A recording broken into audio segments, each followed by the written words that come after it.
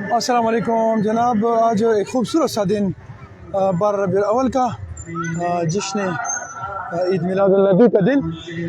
एक चीज़ मेरे नोटिस में पहले भी आई थी तो उसको मैंने डिस्कस नहीं किया था।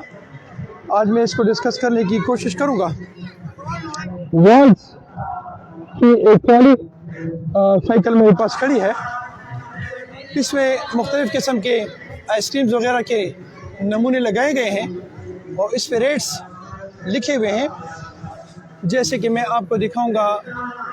अभी आपसे मैंने कौन सा लिया था, कौन सा दिखाएं, उंगली भी रखें उस पर। अच्छा, जैसे ये वाला भी मैंने लिया था।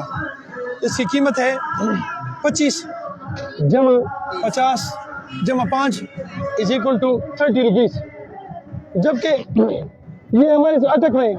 हमारे जो बच्चे मजदूरी के लिए बैठे होते हैं ये इसे 50 रुपये में दे रहे थे, 40 रुपये में दे रहे थे। मैं मुतल्लिका वर्ल्ड्स की कंपनी से रिक्वेस्ट करता हूँ कि बच्चे हमारे बच्चे हैं, ये मजदूरी हमारे लिए करते हैं, हमारे बच्चों के लिए करते हैं, लेकिन जुल्म नहीं करें।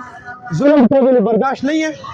ऑलरेडी पाकिस्तान में महंगाई बहुत उरूज पर है, लेकिन अगर ये 30 रुपये का एक आइसक्रीम 50 रुपये का बेचते हैं अपने ऑर्डर पर, तो ये एक नेग्लिजेंस नहीं है बल्कि ये जुर्म है।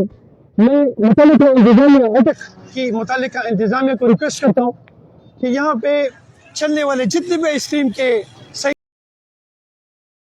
साइकिल्स हैं इनको वॉच किया जाए कि क्या ये जो आइसक्रीम के साइकिल्स हैं इनमें जो आइसक्रीम दी जाती है हमारे बच्चों को वो सेहत के उसूलों के मुताबिक है।